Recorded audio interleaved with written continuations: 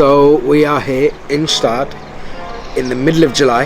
It's like 18 degrees, not too cold, not super hot. To show you something that we filmed today in July, but we're only allowed to show you in October. So 40 years ago, Chopard had a line which was called the San Moritz, and the watch had stainless steel case, integrated bracelet. It had functional screws around the bezel, and it was something that was lost in the archives a few decades ago. Carl Fritz Jr., who's a good friend of mine, found these pieces and asked his dad, Carl Friedrich, about this watch and what was the story and what happened to it. And his father said it was a piece that did really well, but it was something that they discontinued and didn't really look back at. So Carl Jr. asked if they could revisit the program and revisit the model line and look at introducing something new which was based upon that design of sports elegance. And 5 years later, after a lot of production and a lot of research into new materials, today announce this piece that we shot a few months ago, which is the Alpine. Perfect.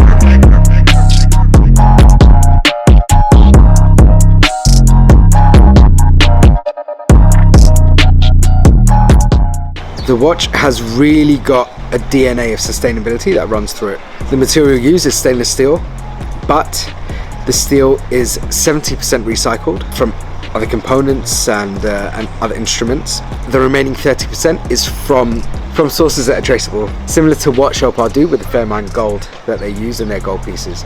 The steel is actually melted twice, and the reason for this, one, is it gets rid of a lot more impurities within the metal, but two, it actually makes it a lot harder. Stainless steel, generally used in watchmaking, has a hardness of 185 on the Vickers scale. The stainless steel used by Chopard has a value of 223 on the Vickers scale, so it's much harder, it's much more scratch resistant than regular stainless steel. You'll see the re-emergence of the screws in the bezel, 4 sets of 2 around the bezel. What I really love is what they've done with the dial. So it's not a sunburst pattern, it's almost a semicircular sunburst, if that makes sense, a curved sunburst almost. But in person, and maybe it's hard to show on camera, the light reflection off the dial is really, really nice because all of the etches run very, very deep into the material of the dial. The name Alpine Eagle is synonymous with what Chopard have carried through with the San Moritz. The San Moritz being an area in Switzerland which is famous for being in the mountains and for skiing. Also here, Stad, where we are now.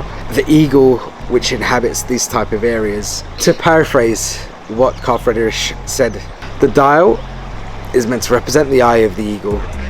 The movement is a caliber 0101, in-house, made by Chopard, chronometer certified. There's not really a category for men's and women's with the Alpine Eagle. It's simply a smaller and a larger size, but both movements are mechanical, both are chronometer certified. There are various versions: grey dial, blue dial. You have a bicolor also. The really cool selling point, I think, of this watch is the price, starting at 12,000 Swiss francs for an in-house chronometer certified movement. Really, really cool design. Actually quite innovative use of materials and what they've done with stainless steel. I love the dial, especially the story and the evolution of how this design has come about from something that was 40 years old. In addition to this Alpine Eagle, Chopard have also co-founded a foundation called the Alpine Foundation. Their manifesto is completely in line with sustainability that they're showing throughout the production of all these pieces.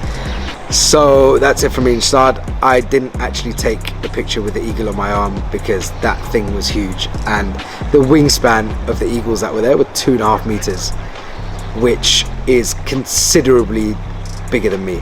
So Ed is going to Photoshop an eagle on my arm here. Wow. Bye from Stad.